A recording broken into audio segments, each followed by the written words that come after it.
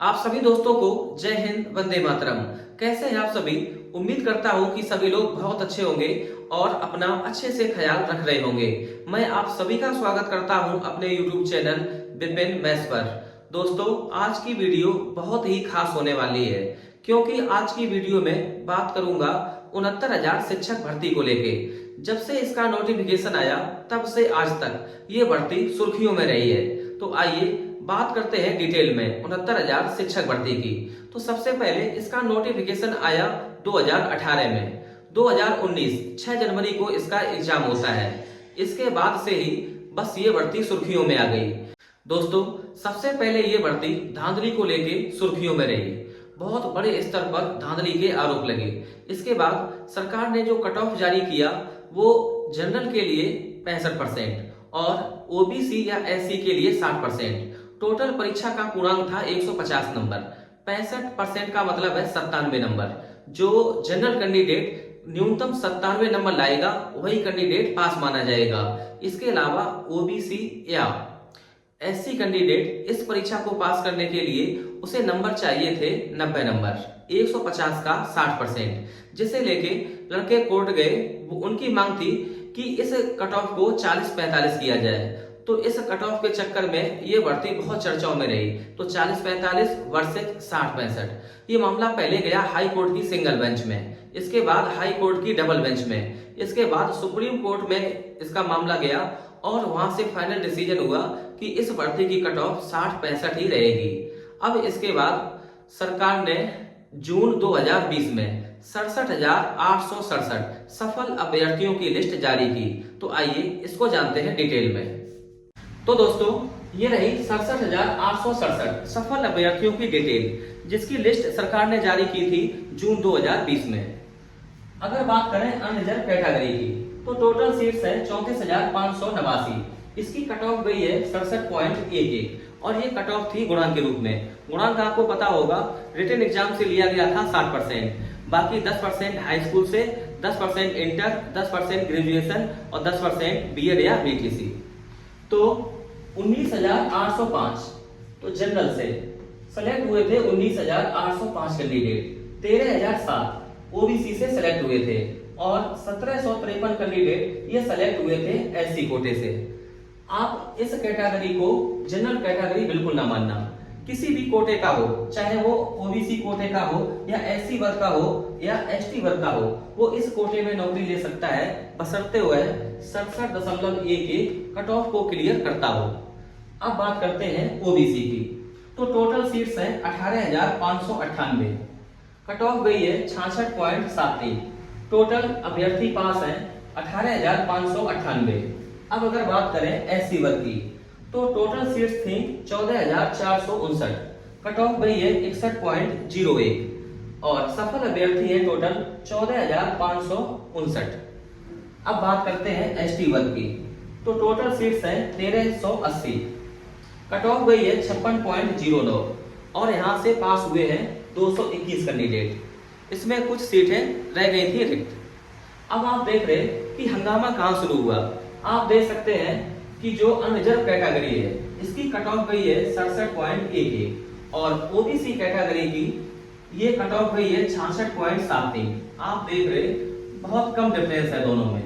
तो बस यहीं से शुरुआत हो गई थी हंगामे की। इसके अलावा और क्या वजह थी जिसकी वजह से ओबीसी वर्ग के, एससी वर्ग के और एसटी वर्ग के लड़के ये चले गए थे हाई कोर्ट? वो देखते हैं हम लोग आगे। साथियों, जैसे ही 67,867 सफल अभ्यर्थियों की लिस्ट जारी होती है वैसे ही हंगामा शुरू हो जाता है। हंगामे की असल वजह बताई जाती है कि एससी, एसटी और ओबीसी के छात्रों के साथ ये भेदभाव किया गया है और कहीं ना कहीं गलत तरीके से जनरल वर्ग के लोगों को फायदा पहुंचाया गया है और ये सीधा निशाना था सरकार के ऊपर।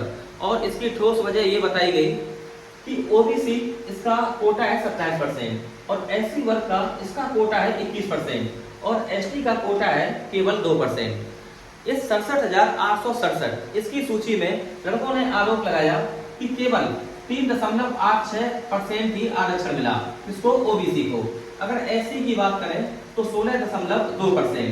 आप देख सकते हैं कि एससी में आरक्षण है 21% और उनके मुताबिक 67,867 इसकी लिस्ट में इसका पालन हुआ केवल 16.2%। अगर बात करें ओबीसी की तो कोटा है 27% और 67,867 इसकी सूची में ये लागू हुआ केवल 3.86%। तो ठोस वजह ये थी। इसके बाद दोस्तों एससी, ओबीसी और एसटी के बहुत बड़ी संख्या में छात्र अधिकारियों से मिले और शिक्षा मंत्री से मिले, लेकिन बात नहीं बनी। तो इसके बाद उन लोगों ने रुख किया हाई कोर्ट का। तो हाई कोर्ट से सरकार को सुझाव दिया गया कि अगर कोई विसंगति हुई है आरक्षण को लेके तो उसे सुधार करके आपको जो लीगल कैंडिडेट है उन्हें नौकरी दी जाए, उन्हें मुख्य सूची में जोड़ा जाए। तो इससे हुआ ये कि सरकार ने कुछ विसंगतियां पाई आरक्षण में और 5 जनवरी 2022 को एक दूसरी लिस्ट जारी की 6,800 कैंडिडेट की, जिसमें केवल ओबीसी, एससी और एसटी वर्ग के छात्र थे। अब इस सूची को भी ओबीसी, एससी और एसटी के छात्रों ने ही इसे फिर चैलेंज कर दिया हाई कोर्ट की सिंगल बेंच में। तो हाई कोर्ट की सिंगल बेंच ने फिर इसे ये कहकर रद्द कर दिया कि 6,800 की सूची को मेन सूची के साथ जोड़ा जाए। साथियों, इसके बाद 6800 की सूची को लड़कों ने चैलेंज किया हाई कोर्ट की डबल बेंच में। जैसा कि आपको पता होगा कि इसी 13 अगस्त 2024 को हाई कोर्ट की डबल बेंच ने फैसला सुनाया है और उस फैसले में हाई कोर्ट की डबल बेंच ने अब तक की 69,000 की सारी लिस्ट को कैंसिल कर दिया है और सरकार को हिदायत दी है कि आने वाले 3 महीने के अंदर जो विसंगतियां हुई थी आरक्षण को लेके उन्हें सुधार करके एक नई लिस्ट जारी की जाए, जिसमें अभ्यर्थी का नाम, अभ्यर्थी के पिता का नाम और अभ्यर्थी ने कितने अंक हासिल किए हैं और अभ्यर्थी ने किस कोटे से नौकरी पाई है, सबका मेंशन होना चाहिए।